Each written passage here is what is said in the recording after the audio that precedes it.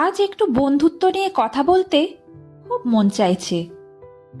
আমরা তো প্রত্যেকেই আলাদা আলাদা মানুষ, তাই আমাদের চিন্তা ভাবনাগুলোও আলাদা। তো সেই পরিপ্রেক্ষিতে যদি দেখি তো বন্ধুত্বের সংজ্ঞাটাও হয়তো এক একজনের কাছে এক এক রকম।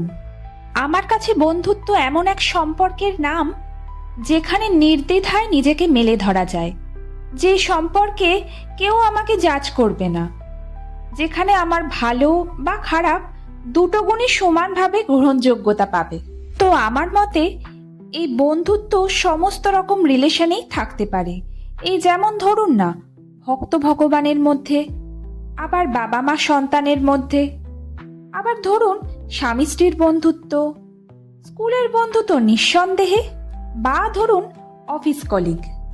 আমি একথা বহুবার বহুজনের মুখে শুনেছি, মানে শুধু শুনেছি বলবো না, বিশ্বাসও করতাম যে অফিস কলিগরা নাকি বন্ধু হতেই পারে না। কিন্তু ভিডিওতে আমার সাথে আরো যে দুজনকে দেখছেন, সৌভিক আর পূজা, ওদের সাথে যত মিশেছি বুঝেছি যে এই কলিগরা বন্ধু হতে পারে না নামক বিশ্বাসে আমার এবার দাড়ি বা ইতি টানার সময় চলে এসছে। যদিও আমরা এখন সবাই আর একই কোম্পানিতে চাকরি করি না, বা চাকরি করলেও দেখা হওয়ার সুযোগ কম, তাও এই সহস্র কাজের চাপেও এই বন্ধুত্ব, আন্তরিকতা বারবার আমাদের টেনে আনে একই ছাদের তলায়।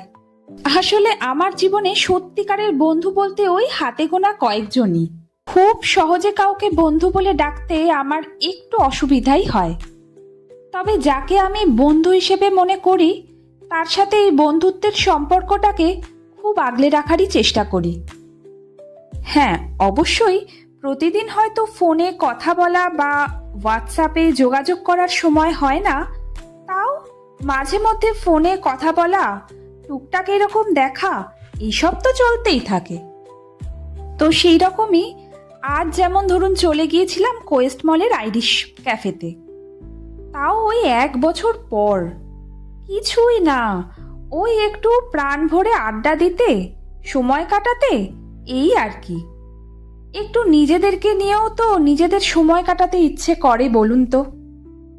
তো আজ একটু মন ভরে আনন্দ করে নিলাম, কাল থেকে তো সেই আবার গতে বাঁধা জীবন। তো ওদের সাথে খুব শিগগির দেখা হবে, আড্ডা হবে, এই আশা নিয়ে আজকের ভিডিওটা এখানেই শেষ করছি।